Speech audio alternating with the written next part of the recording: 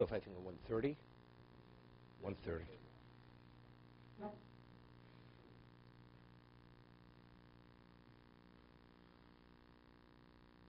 V'amaskil, okay, page 130, second paragraph. V'amaskil anilbov. We're speaking about we have to relate to God. So we have to use certain terminologies that we, as the Torah itself depicts Hashem within the context of human characteristics. He sees, he feels, he experiences emotion, even though it's not. He's whatever the way we're able to visualize a certain relationship that he has with existence. V'amaskil anilbov, he says, the erudite and astute individual, even though the word nilbov doesn't mean erudite. Right? Erudite means a person who has a certain proficiency. The word nilbov comes the word a person who has feeling. From leiv, nilbov, a person who's inspired.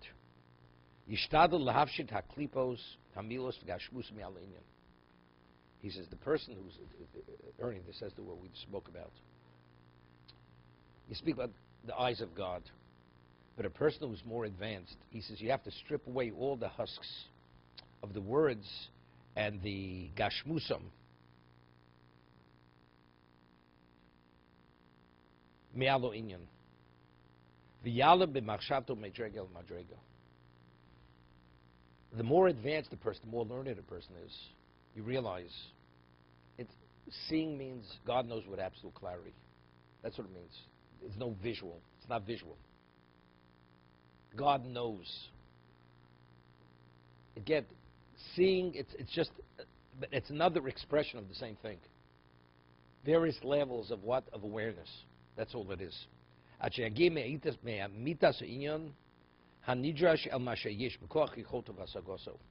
Until you arrive at a certain level of your grasp and what you're able to fathom about God.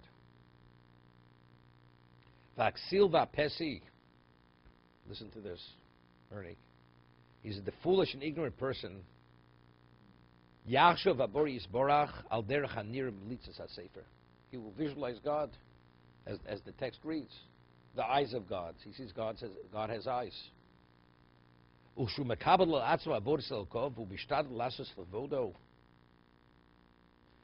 And when he accepts upon himself the service of God, and whatever the initiative he takes is for God's honor, glory, yeshlo tana gadolo, mitzad pitayuso mitavanoso.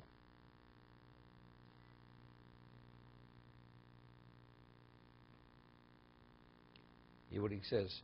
He says, as a result of his limitation and his ignorance,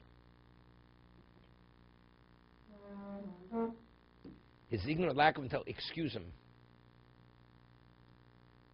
Yeshlo tana gadola mitzad pitiuso umitzad miyut avanoso mnei she'einu odem nitva elo kfi yecholto v'hasagoso b'sichlo v'havanoso v'koch mamono. He says, a person who's ignorant of something, you can't fault him. A person who has greater capability and he falls short of what he understands, so he's culpable, he's liable.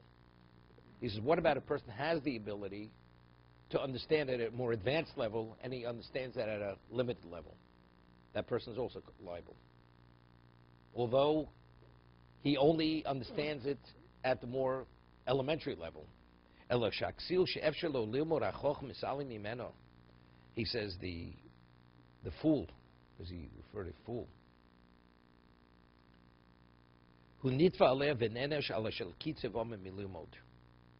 He's capable of attaining. He doesn't translate this. If, however, he is capable, okay?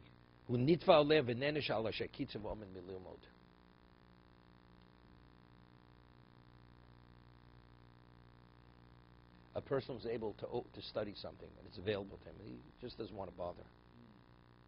He's held accountable. Something that there's no way you could have known. Tidik shenishba. Person doesn't have the background, doesn't have the environment, doesn't have the source to come upon a greater level of understanding. okay, he's not held accountable. Right? He's considered a shogeg, inadvertent. But if a person just doesn't want to bother himself, he could seek out and get clarification. He chooses not to, because it's not important enough for him to go there. And he's held accountable. That's what he's saying over here. No. No, ignorance is something else, because he's truly ignorant. Here he doesn't. This is similar to what the Gemara says in Shabbos. Shmuel was an expert astrologer. He was able to read the stars. And it says that the pathways of Pumbedis, the pathways of heaven, to Shmuel, he lived in a community called Pumbedis, the region of Pumbedis and Bovel. The pathways of heaven were like the alleyways of Pumbedis to Shmuel. That's how familiar he was with the stars. To be able to read the stars. He says a person has the ability to read the zodiac and he doesn't. He says the person is considered a heretic. Because if you see and you appreciate what the stars say, the person would fear God. It's like you're turning your back on truth. Therefore, by not reading the stars, you consider a heretic. That's what Shmuel says. Similar here. You have the ability to understand to a greater degree. And you understand it on a childless level. It's what? There's a claim against you. I'll give you an example. People who are raised, they're traditional Jews, but totally not religious. They observe the Seder. They celebrate the Seder. What do they say? Chat Gadja. Right? The kid with the dog and with the stick and with the cat and with... What is this? So much of nonsense. But they enjoy it anyway. They understand that as advanced, with advanced degrees, as if a child, at the level when they were children. They don't see it, it's symbolisms. The Chat Gadya symbolism has to do with Golus, representing different civilizations who enslaved us or whatever, who oppressed us. What do you think?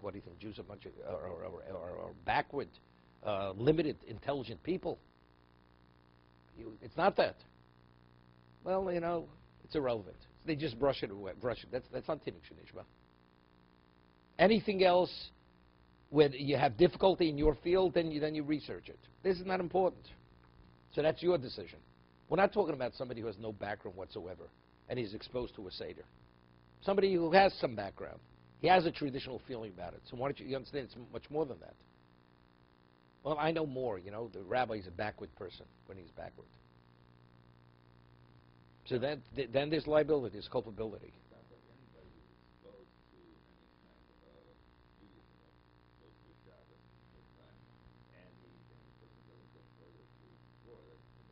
No. That because there he has a handicap because he doesn't have the background. I'll give you an example. A person has a certain type of education. He has the education. Modern. Like I once gave a lecture, is there place for fanaticism in Judaism? That's right.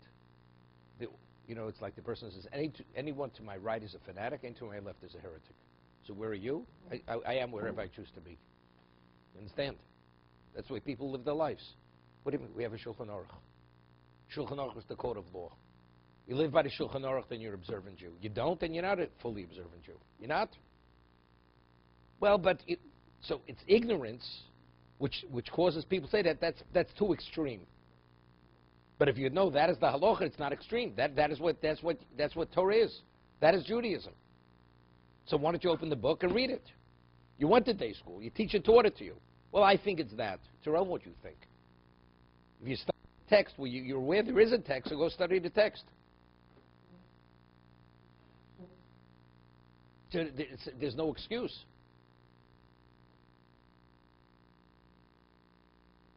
To be continued. So do you have the